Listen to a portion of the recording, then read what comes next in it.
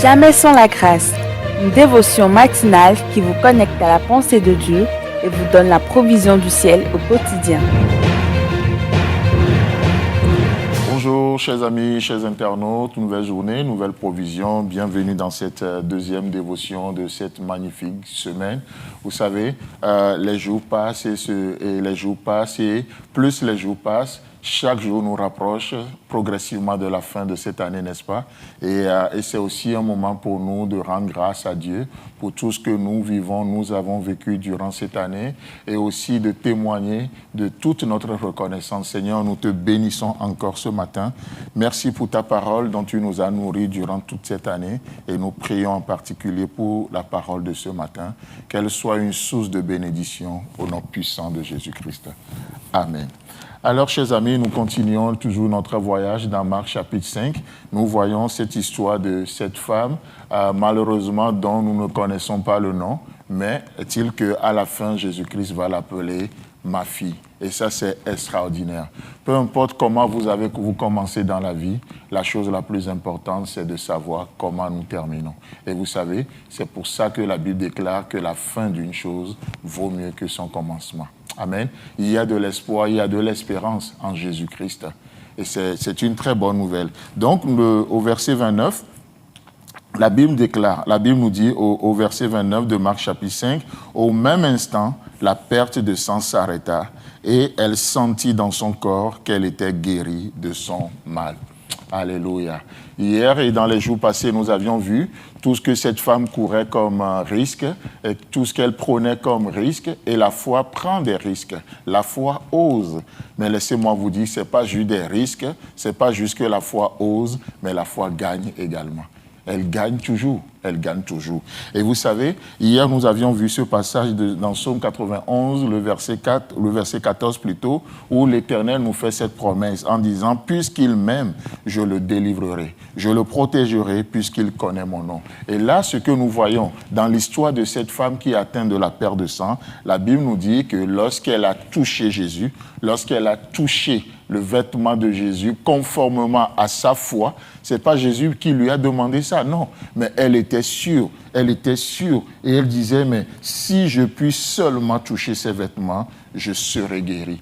Vous savez, et il nous sera toujours fait selon notre foi, toujours selon notre foi. Et là, au même instant, la perte de sang s'arrêta, nous dit la Bible, et elle sentit dans son corps qu'elle était guérie de son mal. Alléluia. C'est assez intéressant de voir la progression dans les choses, de voir l'ordre prioritaire. Dieu guérit. La guérison, avant toute chose, n'est pas basée sur les émotions, sur les sentiments, non. C'est parce que Dieu a guéri, parce que Dieu opère, il nous donne cette possibilité de ressentir les choses. Mais combien parfois, il nous semble que parce qu'on n'a rien vu, parce qu'on n'a rien ressenti, Dieu n'a rien fait. Non. Non, la foi attire les choses. Encore une fois, la foi ne crée pas les choses, mais la foi, c'est le moyen que Dieu nous donne de recevoir ce que Dieu a donné par grâce. Et Dieu donne et donnera toujours par pure grâce. Mais la foi nous connecte à ce que Dieu fait par pure grâce. Vous voyez? C'est pourquoi, par la grâce de Dieu, Dieu a donné son Fils unique pour que le monde entier soit sauvé. Mais malheureusement, tous ne seront pas sauvés. Pourquoi? Parce que tous ne mettront pas leur foi dans ce que Christ a fait à la croix. Vous voyez, c'est ça la différence. C'est pour ça que la Bible nous dit que le désir de Dieu, c'est que tous les hommes soient sauvés et qu'ils parviennent à la connaissance de la vérité. Mais ce qui fait la différence, c'est que certains vont y croire, mais d'autres vont rejeter ce don précieux. Et ils ne vont pas non seulement parvenir au salut, mais ils ne parviendront pas non plus à la connaissance de la vérité. Vous voyez? Et cette femme a cru envers tout et contre tout. Et qu'est-ce qui se passe? Et elle a été guérie. Vous savez, notre Dieu tient toujours ses promesses. Je ne sais pas ce qu'il t'a promis, ton Dieu. Je ne sais pas ce que Dieu t'a mis à cœur comme vision, comme projet, comme parole, comme réma. Notre Dieu tient toujours à ses promesses. Oh, s'il t'a promis qu'il va te guérir, alors il va le faire. Il n'est pas un homme pour nous mentir. Il tient toujours à ses promesses. Ce qu'il déclare, il accomplit. Ce qu'il promet, il exécute. Il est Dieu. Il fait les choses basées sur qui il est. Amen. Je tiens à vous le rappeler ce matin. Je l'ai déjà dit plusieurs fois, mais je le répète ce matin.